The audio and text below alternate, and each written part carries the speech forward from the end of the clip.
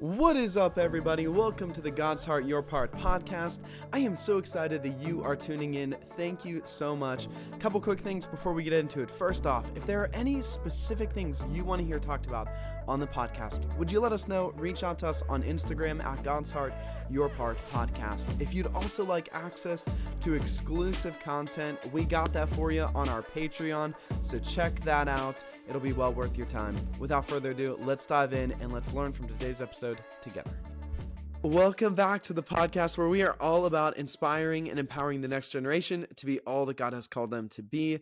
I am so excited to be joined by a very special guest today who has a wealth of knowledge, who's done incredible things for the kingdom, who's served honestly all across the world for the sake of the gospel. And so I'm really excited to have him. Would everybody help me welcome Peter onto the podcast? You can drop everybody. a clap in the comments. Peter, what's up, dude? I'm doing good. I'm excited to be here. I think this is gonna be really good. It's gonna be really fun. Yeah, Peter, thanks so much for hanging out with us. Right off the bat, who are you? Tell us about Peter. For people who may not be familiar with you, tell us your story. All right, so my name is Peter, and I am 19 years old, but most people think I'm like 14, but it's fine. I am super in love with Jesus. I am obsessed with the Bible. Anything to do with God, I want to know everything. Me and my family, we are missionaries. So we're people on a mission to spread the gospel, spread the good news to all the corners of the earth, throughout Asia, with Thailand, Myanmar, Cambodia, recently in parts of Africa with Uganda and South Africa and Zambia, telling people about who Jesus is, and then training young people as well to do the same thing to the people in their own city. Dude, that's so cool. Yeah, so it's so much fun. I'm very blessed to be able to do it. Yeah. I love that. That's so cool. You just got back. How long were you on the last trip? And tell people where you were at and what you saw and what you did. Okay, so the last trip we had a huge Southeast Asia trip working with the children's homes there. So it was 3 months long, and for the first 2 weeks it was in Cambodia. We had 600 orphaned and abandoned children come, and we just bought every single room in the resort, and we just had this huge 3-day conference, and it was so incredible. These youth have been rescued from smugglers and human traffickers and all of these horrible things, but yet they're coming and they're worshiping God, and we got the opportunity to teach them, to tell them about Jesus, to tell them that God is a father, that God has adopted you into his family just like he has adopted me. And that message it really did work. We went to different parts of Thailand, same thing, orphan and abandoned children at the children's homes. We went to Nepal. It was actually my first time there, and it was like a Hinduism culture. We're used to Buddhism, which is very peaceful, but we went to Nepal, which is Hinduism, which is very different. They're a lot more aggressive in what they believe, and we were in these different places where we could, but you're not supposed to pray or tell people about Jesus, but we were. Wow. So it was kind of cool. So it felt like Acts, we're secret agents for Jesus and everything. Come on. But yeah, it was just incredible experience. And one of the main things that I learned, I just reminded every single time that we go, is that we learn so much more from them, I think, than they learn from us. We may have the knowledge, right? We have education stuff, but they're really living it. They're really going through the hardest things imaginable, and yet they're so in love with God. And it's like they almost love God and they don't need a reason, It's like they love him because of who he is, and God, they know that God will do amazing things for them, but that's not why. It's just Wow. Yeah, it's loving God for just who he is, not just what he does. Right. Exactly. Dude, that's beautiful. You've been all around the world. You've done all sorts of incredible trips and missions work, which leads me to my next question, which is, you're 19. Yeah. You are, that's not a question. You're Right. 19. You're a young guy, and you have this desire in you to reach people for Jesus as a young leader that Yeah. is really rare in a lot of ways. And of course, that's probably a unique gifting on you to some degree, but also it should be the heart of every believer, right? To Right. go and to reach the lost, to make sure that heaven's populated, to all of those good things. Why do you care more about reaching people than all the distractions in the world around us? Yeah, that's a really good question. I remember when everything changed. It was like I was like 14, and my parents obviously they're Christians, and I've been hearing about Jesus my whole life. Yeah. But I remember actually it was actually in this room that I'm filming.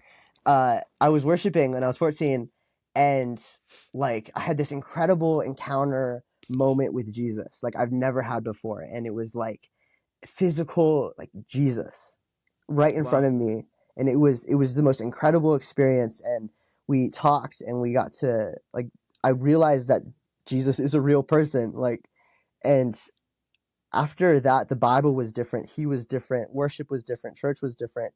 um and I remember this one vision he showed me. That's like a lot of times how God speaks to me is through visions and dreams, like pictures. Hmm. And Yeah. it was Jesus, and he was standing in front of me. Like it was right after all this happened. He Yeah. was standing right in front of me, and I was behind him, and I was chasing after him, which is Hmm. something that I thought was like good, you know. And as we Yeah. were walking, I'm chasing after Jesus. I'm trying to get as close to him as possible. And to the left and the right of me is the world, and it keeps him like trying to, again, distract me, the distraction.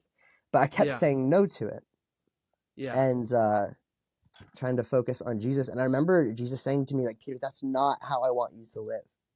And I Hmm. was so I was so confused. I'm like, no, like what are you talking about? Like I'm supposed to be focused on you. I'm supposed to get as close as possible to you. Yeah. And he's like, Peter, I don't he's like, I want you to walk with me. I want you to Hmm. walk side by side with me. I don't want you to be striving to get to know me. I don't want you to be striving for my Wow. attention. I want you to be standing next to me. Wow. And I remember after the vision, it was like my heart and perspective kind of shifted. Like Hmm. I didn't see the world as a distraction. I saw the world as lost. Like it Hmm. wasn't like the world was competing for my attention with Jesus. It was like all I had was his already. And we had the Wow. same heart. So it was like the world turned from a distraction into like the mission. And Wow. that really helped me like focus because I had the same Dude, heart. that is actually I've never heard it put that way before. Anytime really, and I'm probably guilty of this too, that we talk about like, oh, the distractions of the world. Right. It's always in a very, and I get because I've said that. I mean, I literally just asked you the question. Um, That's good. it's always in more of a negative connotation, right? That's Right. like, okay, you don't want to give into that, you don't want to whatever. I love that change of perspective from, Right. yeah, can it be distracting? Sure, but Yeah, for sure. also it's an opportunity. It's a mission field. Yeah. Because if That's everything, so cool. like if our only purpose on this earth was to grow closer to God, why would we be on the earth? Why wouldn't we be in heaven? Why would we be sent here, right? Yeah, It's not yeah, like we're waiting. We have yeah, a mission. yeah. Yeah. I love that, man. Um, anything else you want to say on that? Um no, I'm good. It's so I'm good. okay, Yeah. cool. Um, so can you break down for me like you obviously do this. You live your life to reach other people and to the world's a mission field to you. And that's amazing. That's awesome.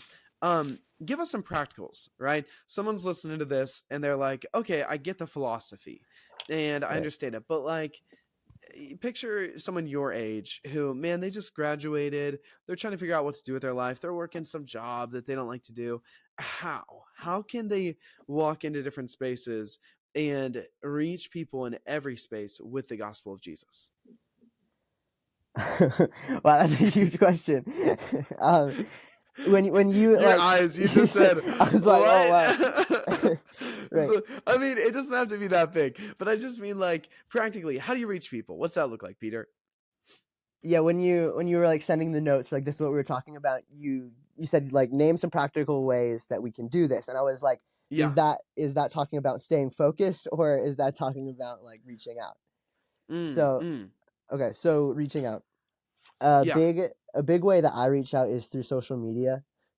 Uh-huh. With making videos, with making shorts on TikTok Yeah. or YouTube. Yeah. I really like we talk about the Great Commission, right? At the Jesus said, "Go out into all the world," and Yeah. we're actually able to do that, which is crazy. Through like your Mm-hmm. phone, you're able to make videos telling people about Jesus, encouraging people, Yeah. and we've seen a lot of people come to Jesus actually through that. So it's definitely a tool that I want to Yeah. use Yeah. using that R- platform. real quick, shout out your platform. Shout out your channel. Okay. So my YouTube channel is called Peter Sprecher. Yeah. Uh, it's CH, not CK, and then it's also on TikTok. Yeah. Yeah, I've never You done that before. That's so weird. It feels so weird. you just crossed 500 subs, man. Come on. Yeah, That's pretty cool. fantastic. That's so exciting. I love your channel. Everyone should check it out. Okay. So practically speaking, did you Yeah. have anything else to say on that? Well, we had one like it was kind of recent, but when we Yeah. were at the store the other day, someone came up to us and they started giving us these tracts, right? Hmm. Like, and it said the gift on it. It was kind of during Christmas time because it was just like Christmas. Yeah. And then it kind of opened up, and then it showed you like all have sinned, what sin does to your life, how Jesus took your sin, and how you want to come to Him. It was like Yeah. an evangelism card. Yeah. So me and my sister, we tried to make our own version of that, um, which I was really love cool. It that. actually was really fun. We just used like little pieces of paper. We like drew on it. Like we're both artistic, so we started painting. We just made like 30 of them, and then I went all throughout Oakmont, just like all day. I think it was a week ago, and we just evangelized to every single person that we saw. Wow. Yeah, we had a lot of interesting stories. Some people really enjoyed it. Some people were really encouraged. Like we're closer to Jesus, but other people got really upset. Yeah. Yeah. Yeah, People should be ready for that. I've done very similar things, right? Just street ministry, yeah, and be prepared. You get everybody, and that's a good right. thing, but it's not always going to be all positive.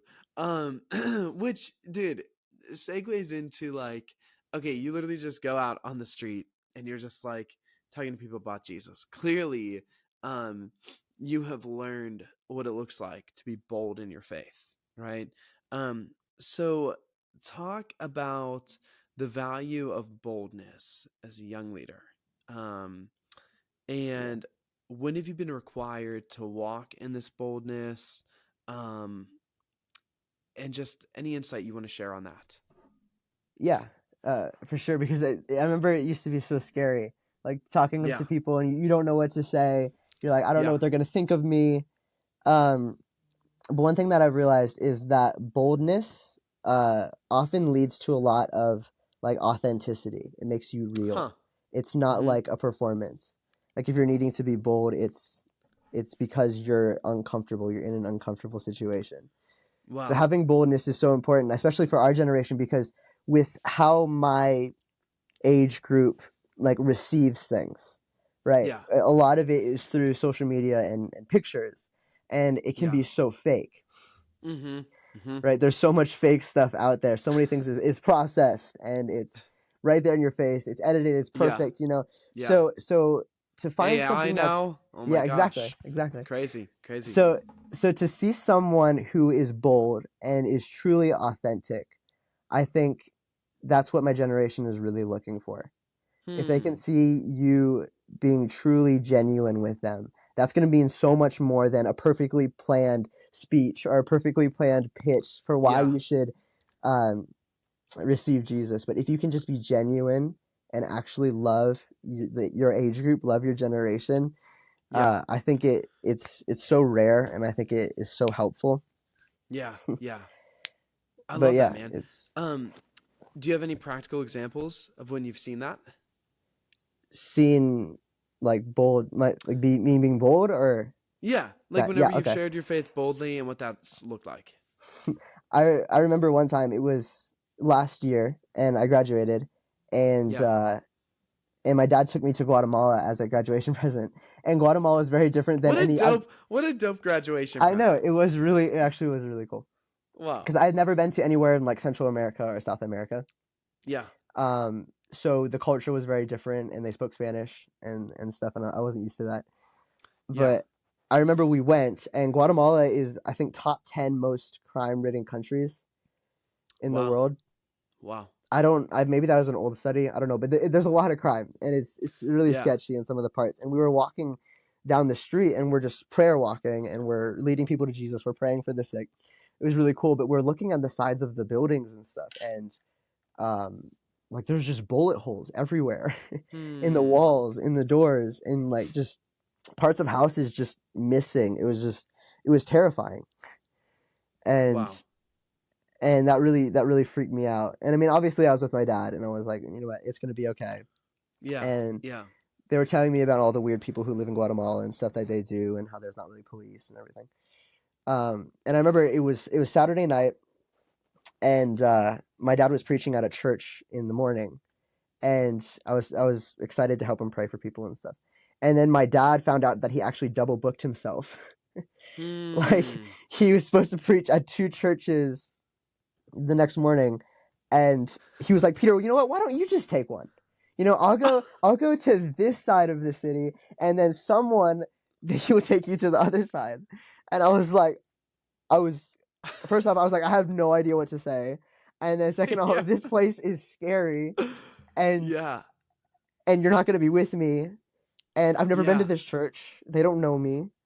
Yeah. Um, so that night, prayed a little bit, read the Bible, figured out what God's message was, and then the next morning, Yeah. my dad left. I went with a guy I pretty much just met, and we're just driving down the street, and I'm just freaking out. And Oh my gosh. we went to this church, and it's just a big church. Like, it's not a small church. And I went up, and none of them speak English, and the guy's having to translate for me, and um, he barely speaks English, so it seemed like it was just gonna go awful. Yeah. Yeah. And then I remember being up there, and I just I kind of just I kind of hit the point, and I was like, you know what, I can't do this. Like, this is Hmm. beyond me. I'm overwhelmed. I'm scared. I'm Yeah. I have no idea what to do or to say. And I remember in the moment, it just everything kind of just felt really heavy.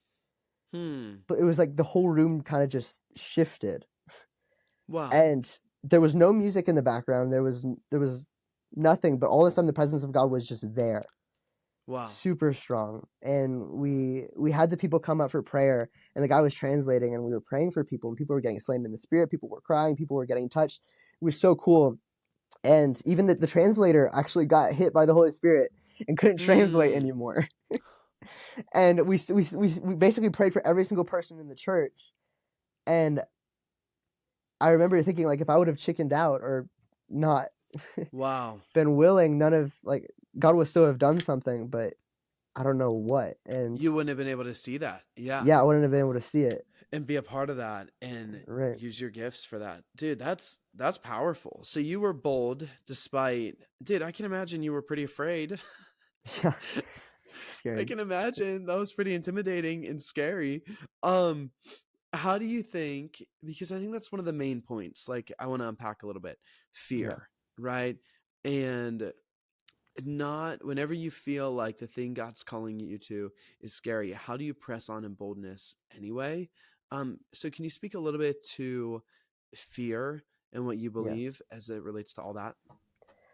Um, a big thing, and this was really recent, that God was teaching me. He was teaching me how fear is really a sign of pride, and Hmm. just it's just a lack of humility. Because we were listening to Dive this, in. Yeah, yeah, what we do were you listening mean? to this message, and we're talking about, like Hebrew words and stuff with fear, and how we have, like, the fear of the Lord, right, which is respect and honor for God. Yeah. Like, we have a high Yeah. expectation of this is what God can do. We have faith in Yeah. Him. We have the fear of the Lord. But to have fear in the world, and what the world can do, is basically to have more faith in the world than you have in God. You have a higher Hmm. expectation for what the world can do to you, rather than what God can do through you. So how Wow. fear is actually just like a lack of humility, right? Because humility is really Wow. realizing how much you need God. And when you realize Hmm. how much you need God, you realize how much is actually God's responsibility and your responsibility. And when you lose humility, you kind of put everything on yourself. Yeah. What Yeah. how can I do this? What am I going to look like? How is this going to happen? How am I going to provide? And it's pride because you lost your need for God. You lost your humility. Yeah. And there's this one, I think it's at the end of Revelations, and it's just this picture of these people, and they're casting their crowns onto Jesus, right? Mm. Mm-hmm. And that's Mm-hmm. like right before I'm ever about to speak, or right after I speak, or whenever something big is going to happen, just to get on your knees and to just kind of imagine a crown, and to Wow. just basically give it to Jesus, saying like, Jesus, they actually need you. You're the one that can actually do this. Yeah. And I guess if you have humility and you realize that God is actually the one doing these things, you really don't have a reason to be afraid, Wow. because it's not your Um, responsibility, right? yeah. I love that, Peter. Um, Also, you can't just drop bars and move on so quick, dude. That I'm sorry. I'm sorry. I'm sorry. I'm sorry. That's amazing. You said, what did you say in the beginning? You said fear is um believing more in what the world can do to you instead of what God can Yeah. do through you. And then you just went on like you didn't I'm say sorry. anything I'm sorry. I profound. didn't. That was, I know. I know. bro, I'm preaching. I'm gonna rip that off and say that I came up with that. That's so Sure. good. Sure. I didn't come up with it, so I I'm have no kidding, right. dude. I love that so much, though. That's incredible. Um, I love the idea in the picture of, all right, you're bold in your faith because really, what are you doing? You're serving Jesus and you're Yeah. laying your crown before him. You're saying, everything you've given to me, I'm just giving back to you and I'm just serving you. And part of the way Right. we serve God, part of the way we walk in boldness is we serve him by serving others, right? Yes. Um, and I want to hear from you a little bit because you've been all around. You've done many trips. You've done a lot of ministry. At the same time, you've not made it about you. You're not an arrogant guy. You Well, don't I say, don't. "Oh, look at all these." There. I have at times. So I can't say I've never have. I have Well, at times. sure. And that's humble of you to say. But from my vantage point, right? From my vantage point, it's look at what God is doing and I get to be a part of this, which is amazing. And you like to serve other people. Yeah. Um how have you found this idea that true leadership starts with serving to be true? Um and what that looks like. Yeah. I would have to. I'd actually really have to look to my dad. My dad has Mm, really shown this to us and to my family on how to yeah. be a leader and how to actually serve. Mm, Because so many times, like we meet many pastor families and missionary families, and yeah. so many of them are incredible. But a pattern that we see over and over again is that the pastor, the dad, is the one preaching. The dad is the one praying for people, and the kids are on the sidelines. Hmm. Um, and my dad, oh, he refuses to be like that. Wow. He so much of what he did, like actually I have it right here. My dad, when he was younger, he wrote a book about training Hmm. young leaders, Yeah. and while he was writing it, he would ask us questions. While he was publishing it, while he was doing like preachings, he was always, guys, what do you think? How can I make this book better? Like Wow. it was about us. My dad wanted to teach us. Wow. And whenever we would go to like a church, or we'd have a conference, anytime that my dad could have me speak instead of him, or my sister speak instead of him, it was like he did. Like Hmm. anytime we had a prayer time, it was he invited us up. My children are gonna pray for you. Like Yeah. Yeah. it was like my dad. He worked so hard. I mean, he still does. It's not like he's gone, but Yeah. he Yeah. he like works so hard for the money to bring all of us. He works so hard on curriculum to teach us. And it's just Hmm. like he moves all of the spotlight off of himself, and he tries to get us involved. And I Wow. think that's what really has made him a good leader, especially in our family, is that again, he serves, and Yeah. that's how he Yeah. leads. Yeah, He models that. right.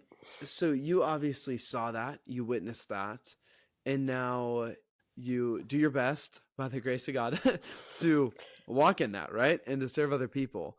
Yeah, Um, but ultimately it's him that uses us, right? exactly, And exactly. we're the vessel. So speak a little bit to that. And like, what does it look like to just acknowledge, okay, it's God who uses me and I'm the vessel. Right. Yeah, one thing, and this is so recent. Like so many of the things that you're asking are things that I basically just learned, which is crazy. Yeah. Yeah. Um, but right before anything would happen or we would serve, I would always pray, and I would say, God, please use me tomorrow. Mm. Yeah, please use me while I'm preaching, while I'm praying for people. And one thing that my dad taught me, he was like, you don't really have to. That's not really the best thing to pray for. Hmm. God, please use me. God, please, even though God will, we don't always know how. He said a better thing to pray for is, God, please move tomorrow. Please work in the Hmm. meeting tomorrow. Like, Wow. please work in this country. Like, have a broader view than beyond yourself. Because Wow. it's not, the most important thing is not that if God uses you, the most important thing is that God moves. Yeah. And Yeah. that's priority. That's something that we should be focused on. Well, that's priority and that's humility, right? Yeah. It's making yourself take a posture of a humble servant to say, God, it's really not even would you use me? It's God, would you just get glory and would you move like that? That just, it takes the spotlight off, right? It takes the Right. spotlight off of what am I doing to who is God, and I think that's so key. And it's really easy, and I'm sure you face this. I have, right? Coming up in the church, coming up in ministry, it's really easy to feel like I've got to, in a way, figure this thing out and I've got Yeah. to make a name for myself and I got to do well and I want to serve God well. And I've just found that comes with such a burden on it that Hmm. is let go whenever we simply start to flip the way we see it to what you just said, which is no, none of that really matters. It doesn't matter if people ever know Peter Sprecher or Brandon Major. It matters, do they know Jesus? And that's what Yeah. counts. And so, That's right. God, would you move is the absolute right prayer. I Right. love And that. we can even go back to the fear thing, right? When you have Yeah. that mindset, like, God, the priority is that you move tomorrow, it does get rid of fear, Yeah. right? Because Yeah. there's not this unhealthy pressure of performance on you, Yeah, right? yeah. I Yeah. love that. I love that. So obviously you had throughout your journey, right? You've had your dad in your life Yeah. who's poured into you, who's modeled a lot, who's witnessed this for you and to you. I'm sure you've had other relationships as well. Um, Yeah. Talk a little bit, um, especially I think this is important for those young leaders who are coming up, um, who feel they have a call from God to do something very unique and specific, and they want to walk in that. It's so important to have godly relationships around you. Yes. Speak a little bit to the importance of those relationships. Yeah, a big thing I have found with having godly friendships is like they would keep you accountable.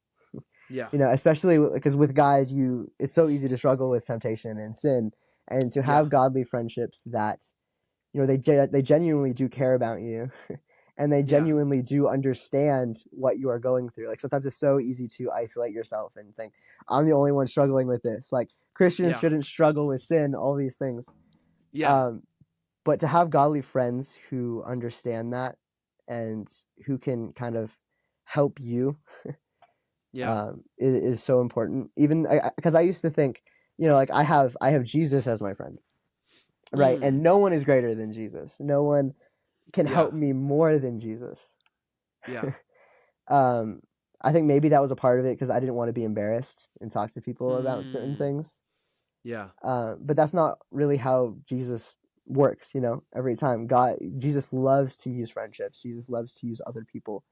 yeah, yeah, Yeah, and my dad was telling, because I used to struggle with, like, talking to other people. I didn't yeah, Just social stuff was so hard, and my dad yeah, was saying, like, Peter, you know Jesus, and if you again humble yourself, and you can yeah. see that Jesus is in other people, Hmm. then you actually grow friendship 10 times faster. You grow trust way faster. You Yeah. grow closer to Jesus way faster when you have godly friends, because you see Jesus in them. Wow. Yeah. Yeah. Yeah, Yeah. And then you're there to strengthen one another, pull one yeah, another along.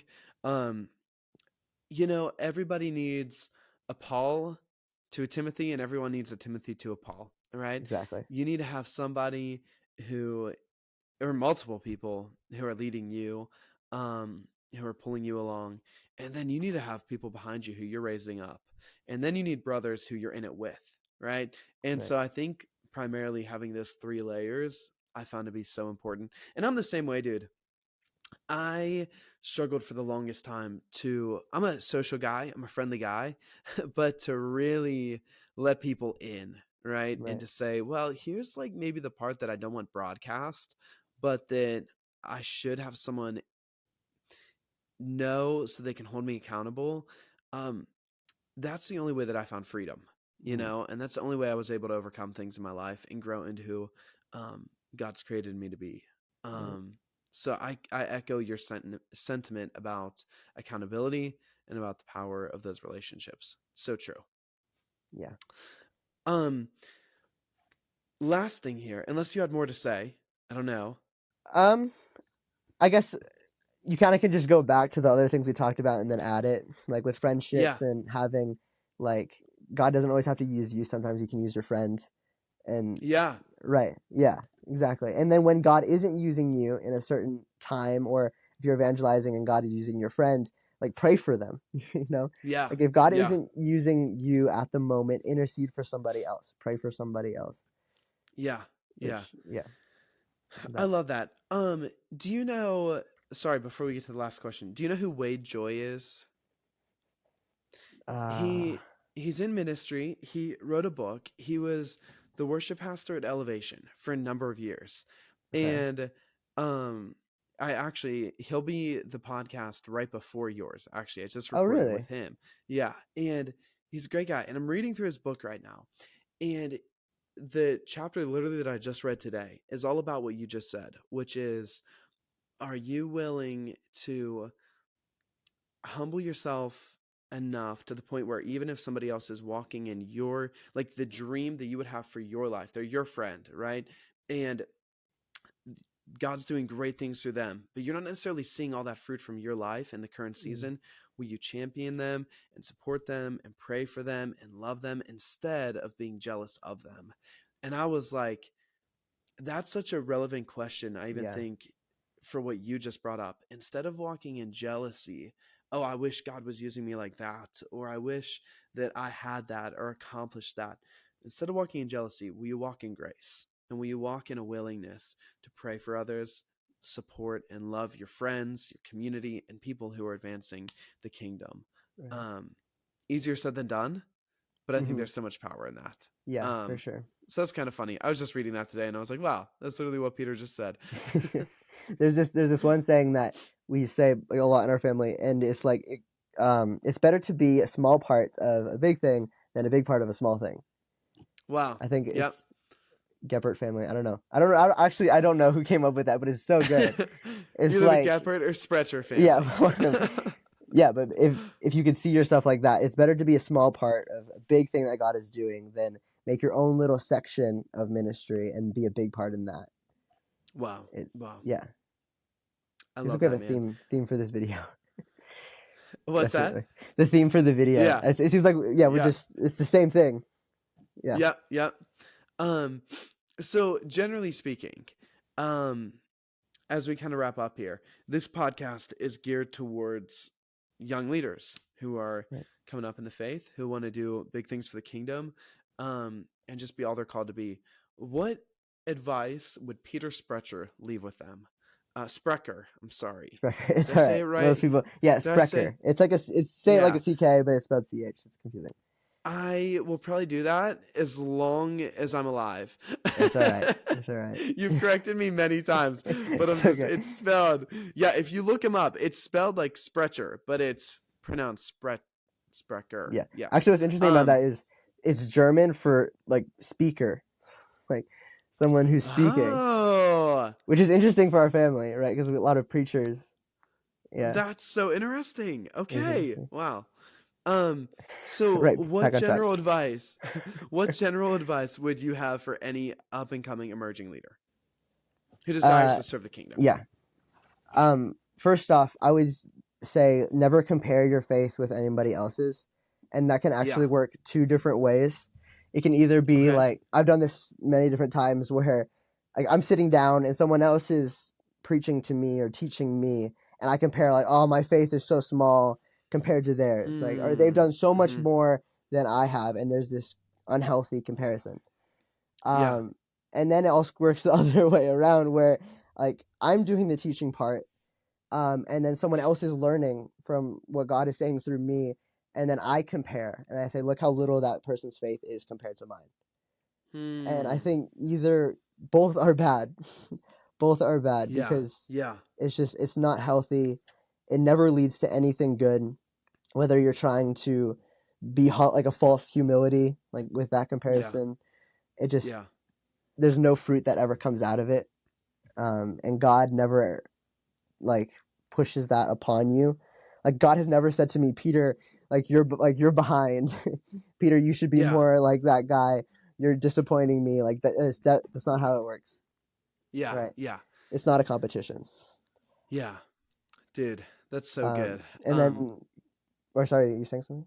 No, go ahead. Okay. And then the second thing is to not wait to heaven, like till heaven, to truly encounter God and to truly push more. There's this one phrase like, oh, I'll figure out when I get to heaven. And although that probably is true for many people, you are going to figure out when you get to heaven. It doesn't have to be like that.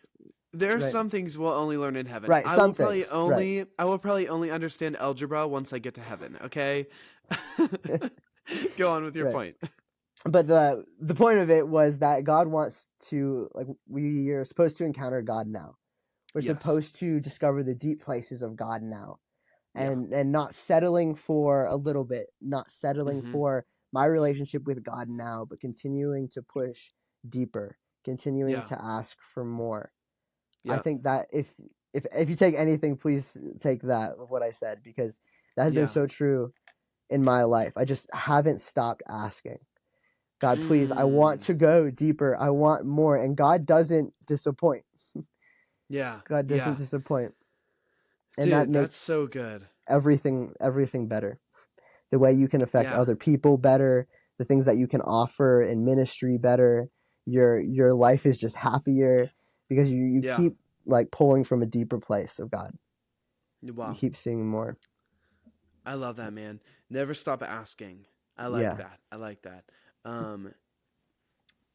You will draw near to God and he'll draw near to you, right? Yes. And if we continually press in, and we will find him whenever we seek him with all of our hearts, right? And so I love that, man. The more that we ask, the more he's going to be faithful to reveal himself, to have encounters with us. Like, he's there. He's never leaving, and he's never far away. It's just a matter of how aware are we and how much space do we give him.